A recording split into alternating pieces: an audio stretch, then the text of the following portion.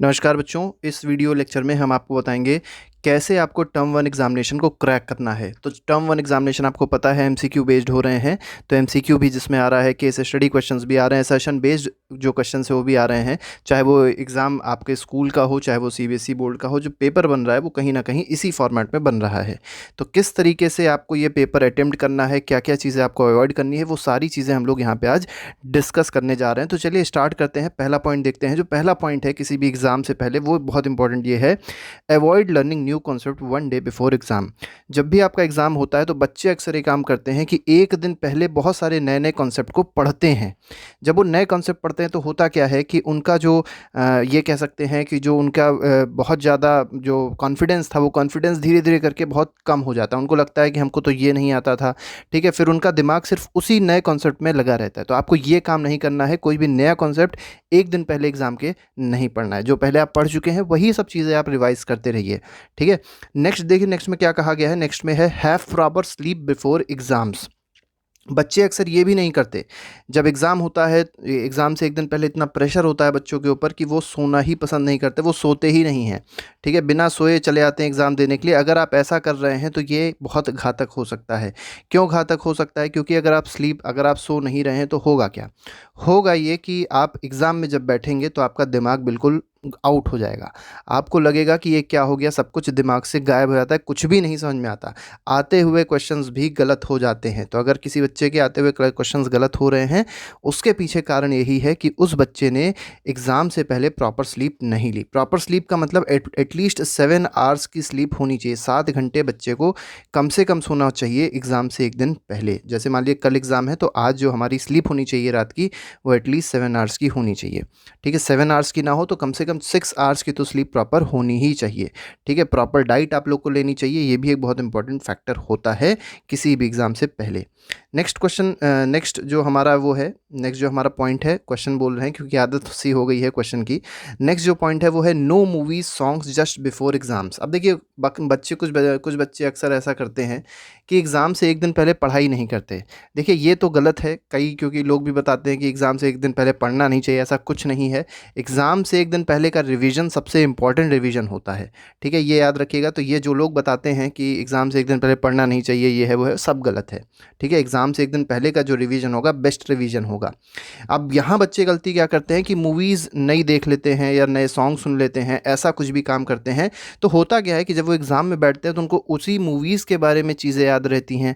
वही सब चीज़ें कहीं ना कहीं माइंड में चलता रहता है। सॉन्ग्स अगर सुनेंगे तो वही गाना कहीं ना कहीं कानों में बजता रहेगा। ऐसा कुछ होता है, क्योंकि हमारे साथ भी ऐसा हुआ है। तो शायद आप लोग के साथ भी ये चीज़ होती हो। तो इस चीज़ को अवॉइड करिए, इस चीज़ को मत करिएगा कि कोई भी नई मूवीज़, नया गेम, ऐसी कोई भी चीज़ें आप लोग ना देखें।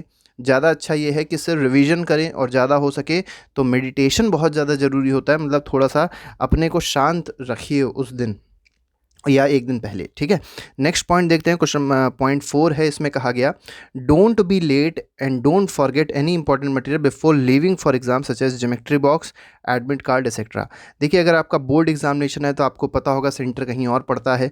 अब सेंटर कहीं और पड़ेगा तो आपको एडमिट कार्ड दिया जाएगा। और बच्चे क्या करते हैं कि एडमिट कार्ड खो देते हैं, ठीक है, या एडमिट कार्ड भूल जाते हैं। प्रेशर इतना रहता है कि जल्दीबाजी में एडमिट कार्ड भूल जाते हैं, या हो सकता है बॉक्स भूल जाएं। तो ये सब कहीं ना कहीं आपका प्रेशर बढ़ाएगा।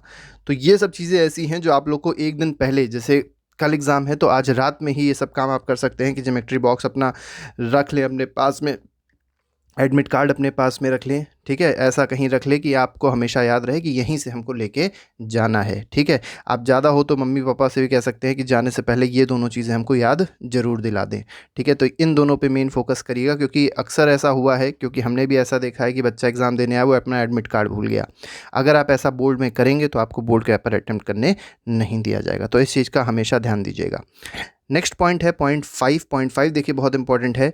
जब भी आप एग्ज़ाम देने के लिए बैठें, drink water before starting exam as it reduces pressure of exam. देखिए होता क्या है, जब आप एग्ज़ाम देने बैठते हैं तो आपको लगता है कि कैसा पेपर आएगा, ठीक है। कहीं ना कहीं जो आपके दोस्त होते हैं वो नए नए क्वेश्चंस आपके सामने ले आते हैं, तो आपको लगता है यार ये मुझे नहीं आता। तो प्रेशर धीरे धीरे करके बढ़ जाता है, ठीक है। आप इन सब चीज़ों से दूर रहिए। अच्छा यही है कि उस दिन, जिस दिन एग्ज़ाम है, जब आप क्लास में पहुँचते हैं तो किसी से पढ़ाई से रिलेटेड कोई बात ना करें, ज़्यादा अच्छा रहेगा। क्योंकि वो सब चीज़ें कहीं ना कहीं आपका प्रेशर बढ़ाएगी, कम नहीं करेगी। और एक ये बहुत इंपॉर्टेंट बात है कि पानी पीना बहुत ज़्यादा ज़रूरी है। अपनी वाटर बॉटल अपने साथ रखें, क्योंकि कोविड का भी टाइम है।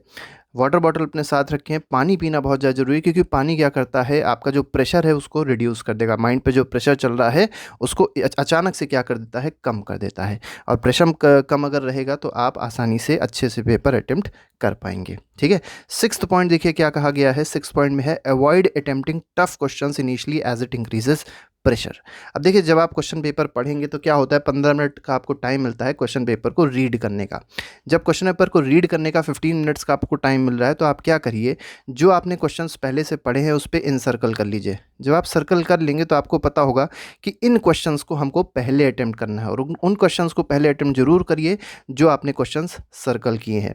जैसे मान लीजिए फर्स्ट क्वेश्चन आपने देखा, फर्स्ट क्वेश्चन आपको लगा कि ये थोड़ा सा नया क्वेश्चन है, ये हमको नहीं आता, तो उस क्वेश्चन को आप सर्कल मत करिएगा, क्योंकि अगर आपने उसको सर्कल कर दिया तब आप उसको कर नहीं पाएंगे। सर्कल सिर्फ उन्हीं को करिए जो आपको लगता है कि ये क्वेश्चन हम पढ़ चुके हैं, ये क्वेश्चन हमको आसानी से आता है। ठीक है, उन क्वेश्चंस पे आप पहले सर्कल करिए और उन्हीं क्वेश्चंस को आप सबसे पहले अटेम्प्ट करिए। उसके बाद जब आपके इतने क्वेश्चंस हो जाएं, उसके बाद सेकंड प्रायोरिटी पे आइए। जो क्वेश्चंस आपको ऐसे लगते हैं कि हम कर सकते हैं अगर हम थोड़ा सा इसमें दिमाग लगाएंगे, ठीक है, उनको आप फिर अटेम्प्ट करिए। और उसके बाद थर्ड पे आप उन क्वेश्चंस को अटेम्प्ट करिए जो आपके लिए बिल्कुल नए हों, जिनके लिए आपको बहुत ज़्यादा दिमाग लगाना हो या हो सकता है ना भी आता हो, तो ऐसे क्वेश्चंस को सबसे लास्ट में लीजिए। बच्चे अक्सर गलती क्या करते हैं कि सबसे पहले उन्हीं क्वेश्चंस को लेते हैं जो क्वेश्चन सबसे टफ होते हैं, मतलब एक चैलेंज के रूप में ले लेते हैं कि ये क्वेश्चंस मैं करके ही रहूँगा चाहे कुछ हो जाए, और उसके चक्कर में उनका कम से कम अगर 3 घंटे का पेपर है तो 1 आवर 1 या 2 या 3 क्वेश्चन में ही चला जाता है, जिससे आगे के क्वेश्चंस के लिए बहुत ज़्यादा प्रेशर इंक्रीज़ होता है और कहीं ना कहीं बच्चे आते हुए क्वेश्चंस भी गलत कर देते हैं। तो ये काम आप लोग को बिल्कुल भी नहीं करना है एग्ज़ाम देने से पहले। नेक्स्ट देखिए पॉइंट क्या कह रहा है, don't leave any MCQ based question cause there is no negative marking. देखिए सीबीएसई बोर्ड में कहीं नेगेटिव मार्किंग का कोई जिक्र नहीं किया गया है। ठीक है, हालांकि स्कूल के एग्ज़ाम जो होते हैं उसमें भी कोई भी नेगेटिव मार्किंग एमसीक्यू बेस्ड में नहीं होती है। तो आपसे निवेदन यही है हमारा कि कोई भी एमसीक्यू बेस्ड, चाहे केस स्टडी बेस्ड, चाहे असर्शन रीजन बेस्ड क्वेश्चन करें तो आप कोई भी क्वेश्चन को छोड़े ना, हर एक क्वेश्चन को अटेम्प्ट करना ज़रूरी है। क्यों अटेम्प्ट करना ज़रूरी है, क्योंकि 4 ऑप्शन है। अब 4 ऑप्शन में से मान लीजिए आपका एक ऑप्शन आपने अंधी भी लगाया, ठीक है, मान लीजिए आप अंधी भी लगा रहे तो 25% इसकी प्रोबेबिलिटी होती है कि ये क्वेश्चन आपका सही हो जाएगा। ठीक है, तो अगर बहुत अच्छी किस्मत है तो ज़्यादा क्वेश्चन भी सही हो सकते हैं। अगर मान लीजिए आप अंधी लगा रहे हैं तो आपको छोड़ना नहीं है। हमारा मेन मोटो जो है कहने का मतलब ये है कि आपको क्वेश्चन कोई भी एमसीक्यू छोड़ना नहीं है। एमसीक्यू का अगर मान लीजिए कोई भी क्वेश्चन अलग तरीके का भी आ रहा है तो उसको भी आप ना ही छोड़ें।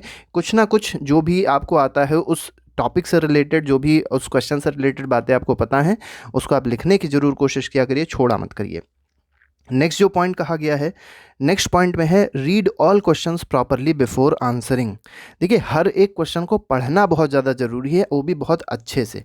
होता क्या है अक्सर कि क्वेश्चन में लिखा रहता है which of the following statement is incorrect, और बच्चा क्या पढ़ लेता है, करेक्ट। ठीक है, तो पहले आपको क्या करना है, पहले आपको क्वेश्चन पढ़ना है सही से। उसके बाद अगर मान लीजिए एमसीक्यू बेस्ड क्वेश्चन है तो आपको 4 ऑप्शन दिए होते हैं। बच्चा क्या करता है, फर्स्ट ऑप्शन पढ़ता है और उस पर ही टिक लगा देता है अगर वो उसको लगता है सही है। ये नहीं करना आपको चारों ऑप्शन पढ़ने। हो सकता है जो डी ऑप्शन हो वो कह रहा हो ऑल ऑफ दी अबव या नन ऑफ दी अबव, ऐसा कोई ऑप्शन हो तो उसको आपको ज़रूर देखना है कि कौन सा ऑप्शन चारों में से सही है। आपसे ये नहीं कहा गया कि एक ऑप्शन पे आप टिक लगाइए, आपसे ये कहा गया है मोस्ट अप्रोप्रिएट आंसर पे आप टिक आपको एक ही लगाना है, आंसर आपको एक ही लिखना है, लेकिन चारों में से जो बेस्ट आंसर है वो आपको देना है। ठीक है, तो इसीलिए पहले आपको क्वेश्चन ठीक से पढ़ना है, उसकी लैंग्वेज ठीक से समझनी है, और उसके बाद आपको जितने भी एमसीक्यू में ऑप्शंस दिए हुए हैं वो भी आपको ठीक से पढ़ना है, वो भी आपको ठीक से समझना है। तो इन सब बातों का आपको बहुत अच्छे से ध्यान देना होगा पेपर देते समय। पॉइंट 9 देखिए क्या कह रहा है, पॉइंट 9 कह रहा है revise the answers and then only mark it. अब देखिए जैसे आप लोग ने क्या किया, जैसे मान लिया आपके पास 10 क्वेश्चंस थे एग्जाम में, ठीक है, आपने 10 क्वेश्चंस में से 8 क्वेश्चंस को अटेम्प्ट कर लिया जो आपको आते थे। ठीक है, और जैसे मान लीजिए 1 आवर का एग्जाम था, आपने 40 मिनट्स में इनको अटेम्प्ट कर लिया। अब 5 मिनट का आप टाइम दीजिए बबलिंग करने में या जो भी आपको लिखना है आंसर उसके लिए, और उन 5 मिनट में आपको ये काम करना ज़रूरी है कि आप हर एक आंसर को चेक भी करें कि वो कहीं ना कहीं कोई मिस्टेक तो नहीं हो गई है। अगर आपको 10 मिनट चाहिए तो आप 10 मिनट भी उसको ले सकते हैं, जिससे आप आसानी से चेक कर सकें कि हमसे कोई मिस्टेक नहीं हुई है। बाकी के जो 2 क्वेश्चन अगर मान लीजिए आपको ऐसे दिखते हैं जो बहुत ज़्यादा टफ हैं, जो नहीं आते हैं, उसके लिए आप चाहें तो हिट एंड ट्रायल भी यूज़ कर सकते हैं, चाहे तो आप थोड़ा बहुत अपने आप से दिमाग लगा भी सकते हैं, ठीक है। लेकिन रिवीजन बहुत ज़्यादा ज़रूरी होता है किसी भी आंसर को फाइनल लिखने से पहले, जो कि एमसीक्यू बेस्ड होगा, केस स्टडी बेस्ड होगा या असर्शन रीजनिंग का वो आंसर होगा, ठीक है। बोर्ड के बच्चों के लिए ये है कि उनको ओएमआर शीट मिलेगी, तो ओएमआर शीट में अगर आपने एक बार कोई चीज़ भर दी, ए ऑप्शन भर दिया, तो उसको आप कट नहीं कर सकते। तो इसका आपको बहुत अच्छे से ध्यान देना होगा इस पॉइंट का, ठीक है, जो क्लास 10th के बच्चे हैं जिनको ओएमआर शीट में पेपर मिलेगा। नेक्स्ट क्वेश्चन, नेक्स्ट पॉइंट जो है वो है पॉइंट 10। ये हमारा आज का आखिरी पॉइंट है। वो ये कह रहा है कि आपका जो भी पेपर हो, कितना भी बड़ा पेपर हो, 15 मिनट पहले कंप्लीट हो जाना चाहिए। आपको पेपर की प्लानिंग कुछ इस तरीके से करनी है कि 15 मिनट्स कम से कम आप यूज़ करेंगे रिवीजन के लिए, फाइनल रिवीजन के लिए, ठीक है। जो बच्चे क्लास 6 to 8 हैं उन वो आसानी से 15 मिनट में कर सकते हैं, मतलब 15 मिनट बचा सकते हैं आखिरी का, और उसमें रिवाइज़ कर सकते हैं। उनको लगता है कोई क्वेश्चन गलत है तो उसको सही कर सकते हैं। और जो क्लास 9-10 के बच्चे हैं जिनको एमसीक्यू पेपर भी देना है, वो उन 15 मिनट को यूटिलाइज़ कर सकते हैं। अगर मान लीजिए कोई क्वेश्चन आपको लग रहा था कि इसमें डाउट है, उसको आप छोड़ सकते हैं और बाद में उसको इस 15 मिनट में अटेम्प्ट कर सकते हैं, ठीक है। लेकिन बहुत ज़्यादा क्वेश्चन ना छोड़ दीजिएगा, पता चला 30 क्वेश्चन आए, उसमें से 10 क्वेश्चन आपने छोड़ ही दिए, तो ऐसा कोई काम ना करिएगा। लेकिन 15 मिनट पहले आप पेपर को अटेम्प्ट करने की, मतलब फिनिश करने की कोशिश ज़रूर करिएगा। तो ये जो 10 पॉइंट्स थे, ये बहुत इंपॉर्टेंट 10 पॉइंट्स थे, जिससे आप कोई भी पेपर, जो भी आपके स्कूल लेवल का पेपर होगा, जो भी बोर्ड लेवल का पेपर होगा, वो आसानी से आप अटेम्प्ट कर सकते हैं और अच्छे मार्क्स भी आप स्कोर कर सकते हैं, ठीक है। बाकी अगर आपको कोई और ऐसा सजेशन लगता है जिससे पेपर अच्छा हो सकता है बच्चों का, तो वो आप लोग भी देने की कोशिश करिएगा। आप लोग अगर कोई ऐसी स्ट्रैटेजी अपनाते हैं जिससे आपका पेपर बहुत अच्छा होता है, उसको भी आप दीजिएगा, कमेंट बॉक्स में लिखिएगा। बच्चों को अच्छा लगेगा, बच्चे पढ़ेंगे और कहीं ना कहीं उसको फॉलो भी करने की कोशिश करेंगे, ठीक है। तो आगे आने वाले सभी एग्ज़ाम्स के लिए बच्चों को good luck. Thank you very much. Goodbye. जय हिंद।